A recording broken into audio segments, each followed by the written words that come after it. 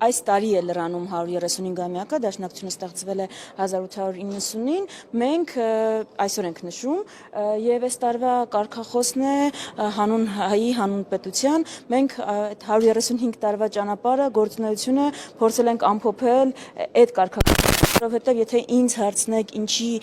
մասին է դաշնակցությունը, ինչի մասին է դաշնակցության 135 տարվա պատմությունը, դա ի ժողովրդի մասին է, դա պետականության ստեղծելու, պահպանելու մասին է, որպես ժողովրդի անվտանգության բարձրագույն ձև, դա հայկական ինքնությունը պահպանելու մասին է, եւ դրա համար պատահական չի, որ այդ կարգախոսն է, պատահական չի, որ կտեսնեք խորհրդանիշերի մեջ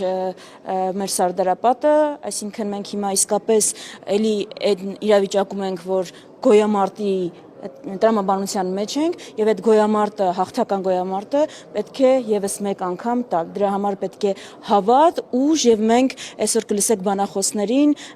ունենք հրավիրյալ բանախոս Հույդաբյուրոյի անդամ Հակոբ Բագրատունին, Լիբանանի պատգամավոր, ով ժամանել է հատուկ միջոցառման համար եւ խոսք ունի փոխանցելու, Սփյուռքի խոսքը պետք է փոխանցի, Հայաստանի Գերագույն մարմնի ներկայացուցիչ Իշխան Սաղաթելյանը դաշնակցության այլընտրանքները կներկայացնի, մոտեցումները եւ այս իրավիճակը ինչպես ենք հաղթահարելու այդ պատկերացումները եւ ընդհանրապես այսօր կտեսնեք այստեղ ոչ միայն դաշնակցականների, այլ նաեւ հանրային, քաղաքական, հասարակական դեմքերի, ում համար դաշնակցությունը եւ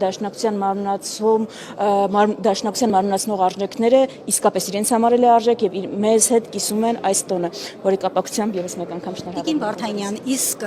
135 տարվա պատմության մեջ, այսպես ասած, ինչն է, որ մնացել է անփոփոխ կուսակցության մեջ։ Գաղափարը, արժեհամակարգը եւ պայքարը։ Մեր 135 տարվա պատմությունը, պայքարի պատմություն է, այդ ճանապարհին եղել են պարտություններ, բայց մենք երբեք չենք հաշտվել այդ պարտությունների հետ, երբեք հանձնվողականությունը ու հաշտվողականությունը որպես ճանապարհ չենք դիտարկել, մենք անսխալական կամ անպարտ չենք, բայց մենք չենք դադարել պայքարել։ Ուրեմն 135 տարվա ընթացքում անփոփոխ է եղել պայքարը, անփոփոխ է եղել մեր արժեհամակարգը, որը ամփոփված է այս տարվա կարգախոսի մեջ, նաև մեր ժողովրդի համար պայքարելը, մեր ժողովրդի ինքնության ու անվտանգության համար պայքարելը, դուք դաշնակցության ցանկացած գործողություն, եթե հարցնեք ինչու է արվել ու մի քիչ փորձենք խորանալ, կտեսնենք, որ արվել է ժողովրդի համար, այդ պահին ունեցած տեղեկությունով, այդ պահին ունեցած պատկերացումներով հիմքը բայց եղել է մեր ժողովրդի անվտանգությունը եւ պետականությունը ու դաշնակցության համար անփոփոխ է նպատակները, արժեհամակարգը ու մի պարզ բան, մենք գիտենք, սովորել ենք, մեր արյունով ենք սովորել, որ հանձնվելը ճանապարհ չի, պայքարն է, որ դուռ կարող է բացել։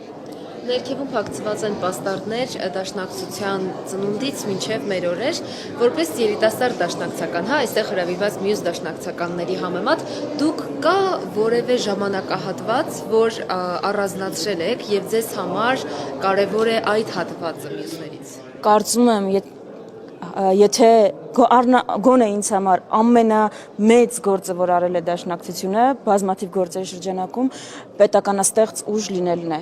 որովհետև մենք մեր հազարամյա պատմությունով փաստել ենք, այսինքն պատմությունն է փաստել ու դառը դասերով, որ պետությունն է, որ կարող է ապահովել ժողովրդի անվտանգությունը։ Ու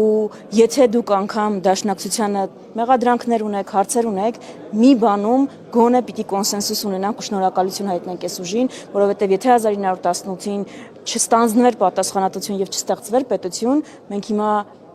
դժվար թե ունենայինք երրորդ հանրապետությունը։ Պետություն ստեղծելը, Հայաստանի առաջին հանրապետությունը, որի հիման վրա կայացավ հետո երկրորդը, երրորդը արդեն ու հուսով եմ, որ այս ընթացքը կշարունակվի, կարծում եմ ամենամեծ գործերի